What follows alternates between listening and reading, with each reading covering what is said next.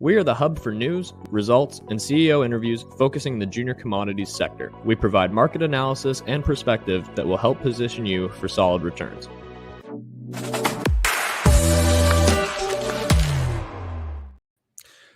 Good morning, everyone. Happy Wednesday. Today we've got a bit of a mixed bag. We've got some tough economic reports out. Once again, we're not going to focus too much on that chaos and the noise. We're not expecting anything major on the economic front anytime soon. People are also waiting. Those that like to trade stocks are waiting to see what the inflation numbers are and if it's going to be a 50 basis point or a 75 basis point move up. The anticipation, if one was to look at the market, is that they're not expecting it positive. Yeah. So unemployment numbers, I don't even get me started with some of these employment numbers and whatnot. Most of these don't reflect what they used to mean 10, 20, 30 years ago. Mm-hmm. Usually, if you want to see what actual employment is, you look at the participation rate. A lot of these types of employment numbers are very misleading. It's people try to pretend like, oh, these are high paying corporate jobs. Usually it's some poor worker who's doing like 3 menial jobs, none of it paid well. And even here, they try to work it so you don't get overtime. You'll get, say, 14 hours in one job, 16 in another, so you can't get healthcare. You can't get any of these things. They try to, these are type of strategies to get around some of the laws and everything else in place. But that way, one person can have 3 jobs. You go, oh, great. Yeah, exactly. And it's tough. Like you said, the data doesn't necessarily really mean what it did 20 years ago. So when you're looking at these numbers and, so it's these kind of mixed economic signals and stuff like that. I would expect the 0.75 basis point jump just based on kind of the way the market's prepping for it. But also it wouldn't be completely surprising to see them continue this sort of pattern of, okay, we're not going to go too hard. But again, we'll have to wait and kind of see what happens there. But there has been, at least from the U.S. side of things, there has been some good news, some good investment on the U.S. front into building a better grid initiative. We're still using the "Building Better" slogan, but this one I actually like. Andrew, what are your thoughts on it? No, it's great. I mean, this was back on the 18th, and we didn't mention it because we mentioned a lot of things, but it's one I went back to look at because it is critical. It's very important. It's boring for a lot of people because they think, oh, well, how do I make money on a power grid? Like, how? I don't understand what's, I'm not going to go buy a state power supplier, or, they're not terribly interested in that. What this means, though, is that the amount of money with grant applications, it's, I think, $13 billion. It's in the $1.2 trillion act that they put out.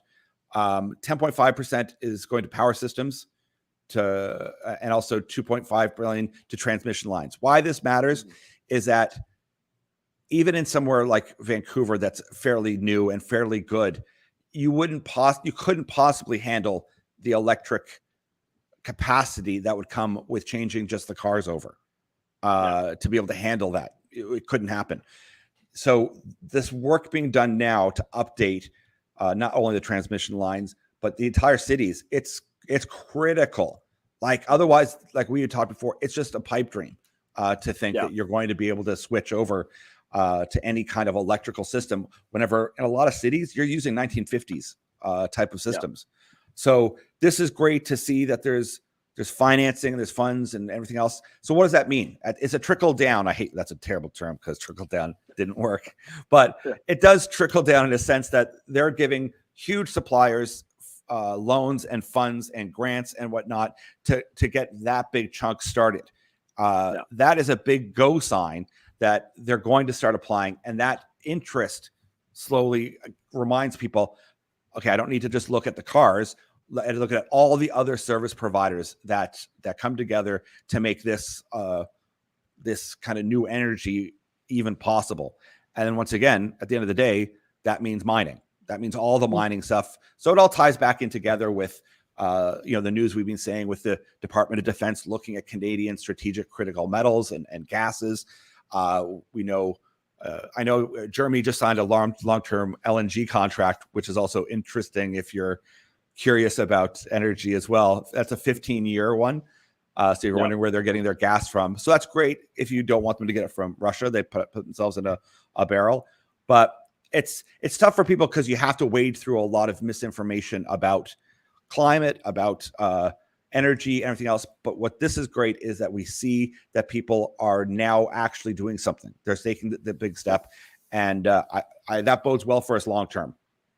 It does for sure, and it's important to note as well that I think it's over 70% of the kind of power grid in the U.S. is over 25 years old.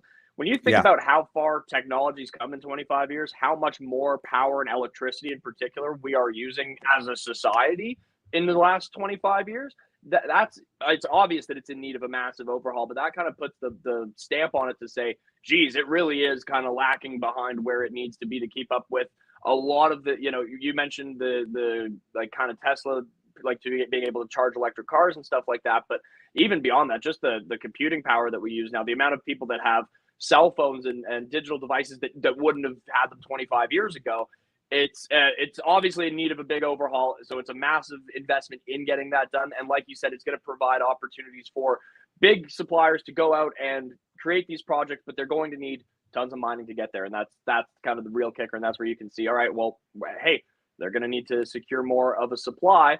And now I'll kind of segue us into Canada doing a good job to secure a bit more supply. I feel like we've been giving the Canadian government a lot of pats on the back lately with their moves towards securing critical mining and investing in Canadian resources. And this is another one with a big investment into E3 metals, or E3 Lithium, the company's now called. Yes, and I think this is the Champagne. I think there's a gentleman named Champagne in the Liberal government who actually is pretty wise, pretty clever kind of guy. I mean, I'm not a big fan of the progressive movement and our friend Justin, but this minister, he's really on it. It's really great to see E3 Lithium, which used to be E3 Metals. They got 27 million of Fed support for their DLE. We've talked about this DLE quite a bit. This is huge. This is great. We like E3. I've had a great chance to chatting with them. I prefer Lithium Bank strategy. I mean, I think they're just slightly behind them in the time scaling, but the size and scope of Lithium Banks is enormous. But reminding of the good things with E3, they partnered with Imperial Oil, which gave them a big bump, but it also gives people a lot of credibility in the technology, because these companies don't want to put out exactly how their technology works. And E3, they specifically have a DLE technology that they've created that's an absorbent. Because if they put it out, I mean, people can mimic it. So this is further evidence or support, or certainly indicator that the government's looked at this, found that, yes, we like what you're doing. We like the direction you're going. We want to help, because of course they want to help. We need these, we need lithium. So do I think that could happen for Lithium Bank? I hope so. I think so. They're on track and they're moving at a pace that's very, very encouraging. Their market share is so much smaller and their market cap is so much smaller, which means they can grow faster. So it'll be interesting.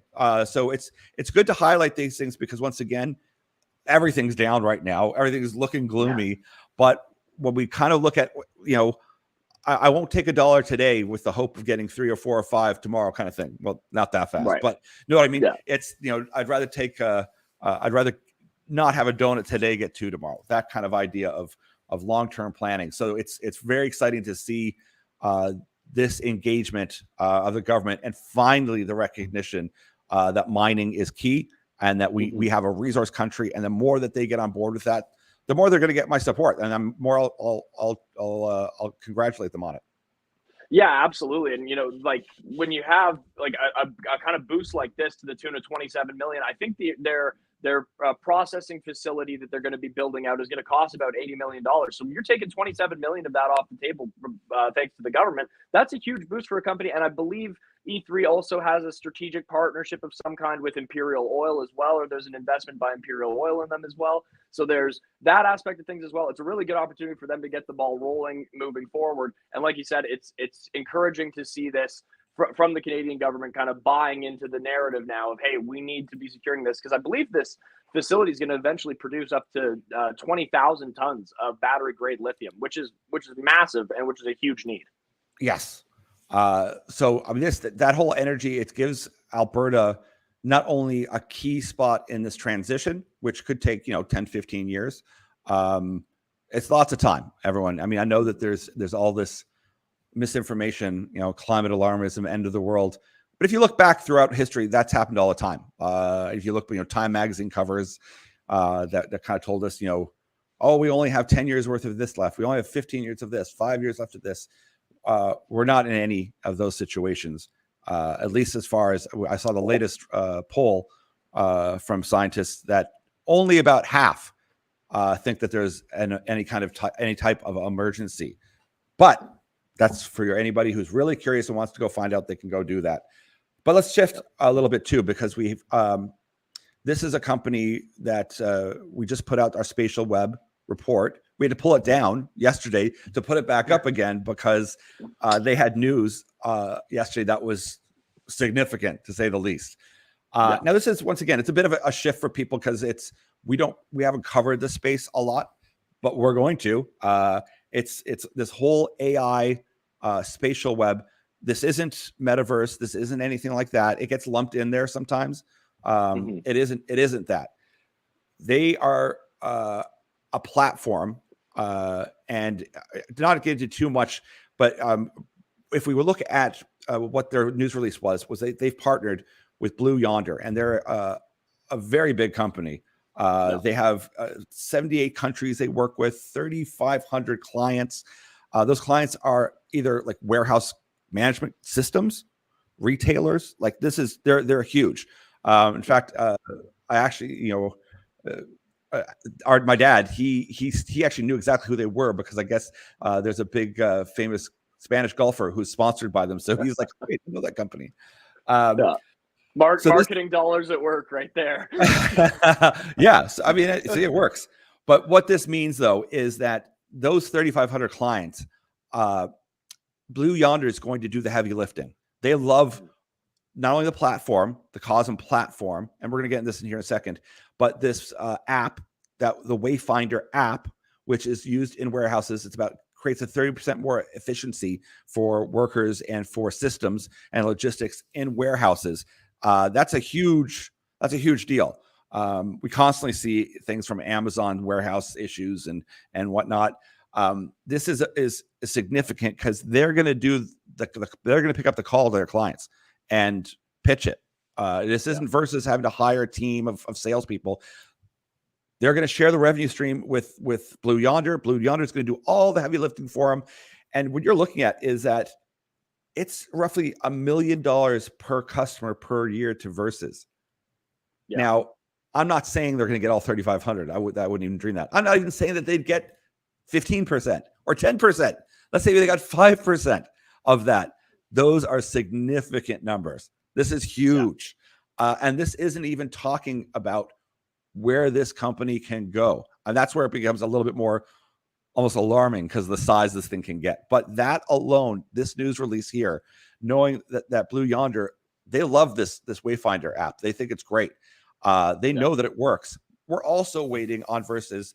They had said they've been piloting with 5 or 6 big name Fortune 500 companies that were walking through the use of this too. That would really send the stock soaring if you hear. And they said these are names a big contract coming from someone that that's a big deal. Yeah, and it can put a company like this on the map, right? It kind of back to what you said. It's just scratching the surface of what they can do. But for anyone who doesn't really understand what Wayfinder in particular does, think of it essentially as like a Google Maps for a warehouse.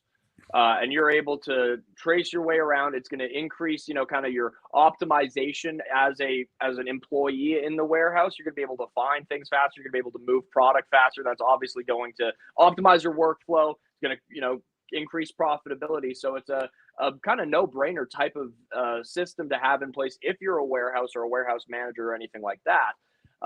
But again, it's just scratching the surface, but it's huge to have access to that many different retailers and distributors and get Versus technology in the door, get it to start being used. Because not only that, like once you have those clients, and like you're saying, the increased revenue is going to come from that as well. But you're also going to be able to improve your app and improve your system. The more people that are using it, the more the clients that you have. So it's a win-win for Versus for sure.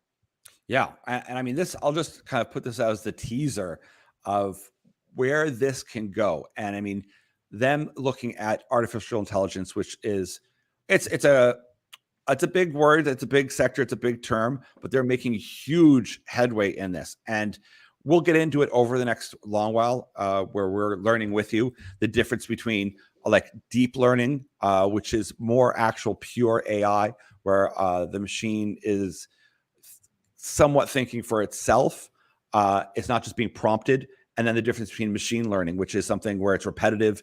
You can just teach it the inputs, it follows those inputs, and it just learns from repetition. What the interesting things is that if you look at, we've got a video here, what Elon Musk has been up to. It's pretty incredible what they can do nowadays. And its application is throughout like every sector. Like they use this type of deep learning and AI to help compute drug sequencing. Never mind here we see with warehouse, GPS, everything else. Here's a video of, and this is real. This is the Neuralink. This is Elon Musk's Neuralink, and this is a monkey playing Pong. Yeah. So not only is he playing it with, like, he's using the joystick because that's out of habit, but if you watch the video, and I think it's 3 minutes long, you can find it on the internet.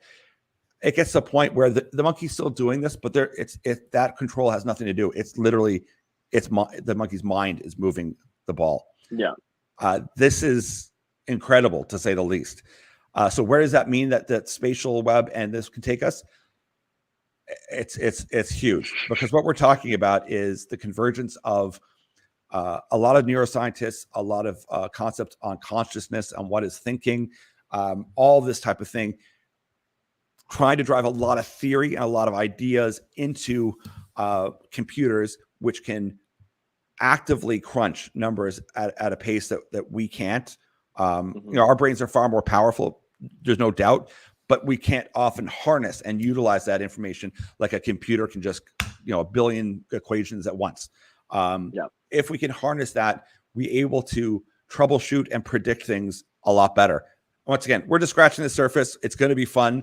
Or it's how we're all going to die. But well, yes. We'll get into the pros and cons. I mean, there's a lot of dark side to this. But it's fascinating. But once again, it's the same thing with nuclear. I mean, nuclear is the cleanest and best energy. It is our best source of finding clean energy by far. There's no question. There's no argument. I mean, you get a lot of narrative arguments, but there's no data. Even the waste, we know how to treat it. But because that nuclear component can be made into a weapon, and because it has been used, well, there's a lot of fear. So with a lot of upside, there's also a lot of downside. And what it comes down to is we're ending up having to deal with people. People are the most dangerous part of the equation. Unless we create AI, and we've seen this problem, we talked about it a little bit before, a lot of the AI they've created thus far isn't necessarily the friendliest towards humans, to say the least. Yeah, that's for sure. Regardless, it's so fascinating. The ceiling with all of this kind of stuff is so ridiculously high. It's so beyond, my small chimp brain to be able to compute any of that. But it's truly fascinating stuff. And it'll be so interesting to see where over the next decade, where this kind of technology goes and where it can take us. Yes. And it all comes from the fact that we need the power supply. So we need this money, and we need to update our power supply if we're going to shift. If you're going to have the computer power, we see that the U.S. is bringing a lot of the microchip companies over to have some control over that. You see that they want control of vital critical energy, metals, minerals, and gases. And guess what? If you want to do any of this high computer processing, if you want to do big cloud services, if you want to run MRIs or nuclear reactors, you need a ton of helium, which, you see Desert Mountain, which has been on a tear the last few days. They had a good announcement the other day. So there's lots of great news happening out there amongst a lot of uncertainty. And if we take the small pain now, there's going to be a lot of upside here in the future. That's for sure. There's so many great opportunities out there, so many exciting things happening that it really feels like we're gearing up to what's going to be a very interesting 2023, at least in the sectors that we cover. There's a lot of stuff trending in a really positive direction. So I think it's going to be an exciting year ahead. Yes, absolutely, for sure. I mean, there's going to be lots of downs, but there's lots of ups as well. There's some companies that are really going to shine bright, and we're very excited. So reach out to us, challenge us if you think we're wrong about something, and tell us. We get some great responses back from some friends that are big friends of the show. They send us videos, they send us ideas, and we love it. So get out there, enjoy the day. And I think this is, we only got another day of November before we start hitting the real December Christmas season. So everyone, enjoy the day, and we'll talk to you real soon. Great stuff, Andrew. Have a good one. Take care, guys.